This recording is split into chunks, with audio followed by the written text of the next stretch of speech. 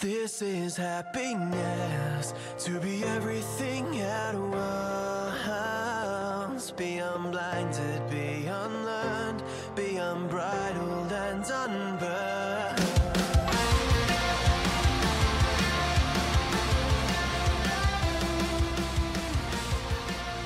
Hey everyone, and welcome back to a brand new episode of Mood Prep. My name is Dave Nixon, and today I want to go through and talk about, I suppose, a relatively straightforward concept of reinforcing change. And what I mean when I talk about reinforcing change is both on a conscious and, I suppose, an unconscious level, is that when we... I'll use the gym as the example, shall I? So in the gym, when people first come in, we take the approach of you're not doing an exercise wrong. It may just be more, maybe less efficient or inefficient. And so the importance of this is not to be like really nice to the last trainer or not to be really nice to them necessarily, but who's to say that I think it's wrong? You know, it's like what I'm sure 5 to 10 years ago, 10 years ago especially, but 5 years ago, if somebody just finished training with me, then went and trained with me again today, I would look at that and based on the parameter of right and wrong, it would be wrong. The thing about it is that it's all development, right? And so when working with these people, it's a matter of going, well, we're going to focus on today about making this movement more efficient, so it's not only safer, you're able to do it for longer, but it's also better for the body and better on the body and the joints, etc. Now, the thing about it is that we're going to have to do lots of reps and lots of repetitions to be able to reinforce that change, right? It's not just knowing it. I've showed you the technique. Oh, now I know the technique. Now you know of the technique. Now you have to learn how to embody that technique. That's different, right? And this is development of movement, because each person's going to squat differently. Like even if you and I were the exact same height, we've probably got different lever lengths. Maybe I've got shorter legs, maybe you've got longer legs. Maybe we've got different family backgrounds that actually affects our bone structure, which would also change the structure of how we squat.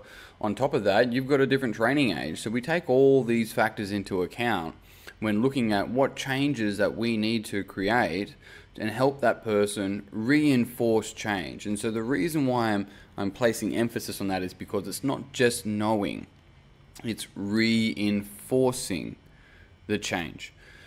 So this is the same thing for us. It's like, fuck, I just realized something. Great. And next time I'm going to do something different. It's like, yeah, but you got to reinforce that change. And so you might do something different next time consciously, but if you're not careful and you're tired another time, or any factor really, there's many factors, you may lack the conscious awareness to help reinforce a change in your behavior, in your reaction, in your response. And so what happens then is that you just go back to an old pattern. You're like, fuck, I know better than this. Why am I not doing it?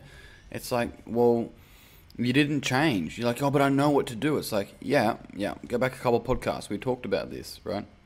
Knowing's not necessarily enough, but we must know first to start.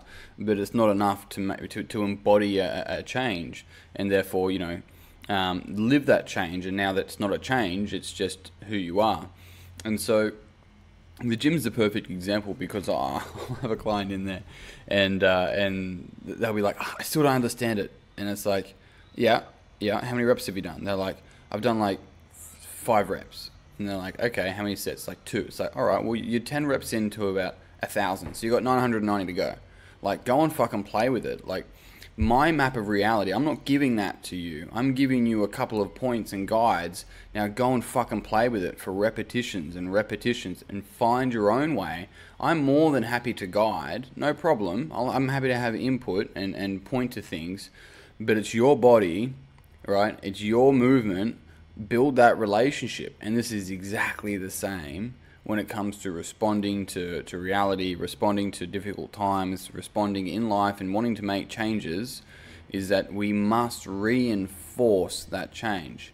And I guess, and I think maybe something you can take away from that is that in the beginning, it almost feels like force, that we're forcing ourselves, but it's also that the force probably comes more from this conscious idea of having to bring it up and bring attention to it. Because one of the biggest indicators of making that change and keeping it, one is patience, right?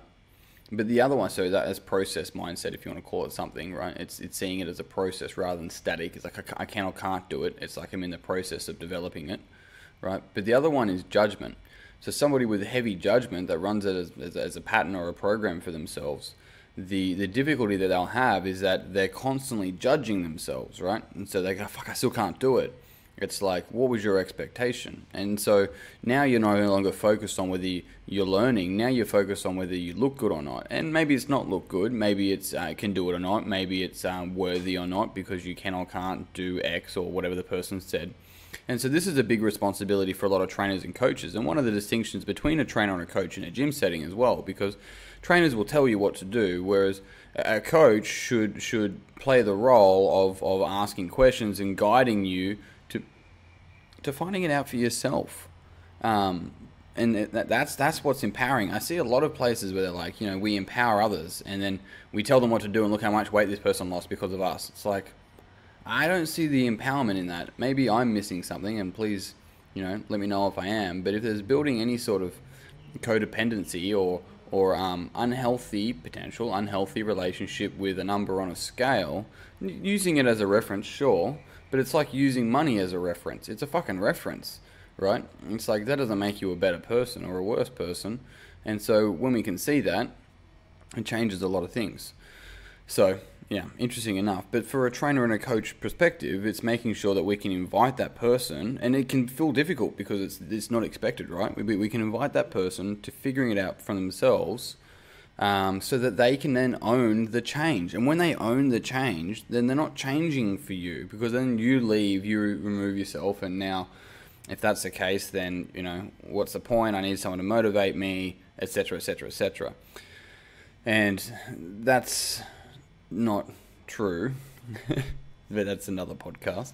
But in all of that, it really is the coach's responsibility in the clunkiness of putting it back on the client to let the client come to that conclusion, let the client come to that awareness, and the benefit for the client is the challenge, is the uncomfortability, it's the confusion. They're like, I'm confused. It's like, great, you're learning.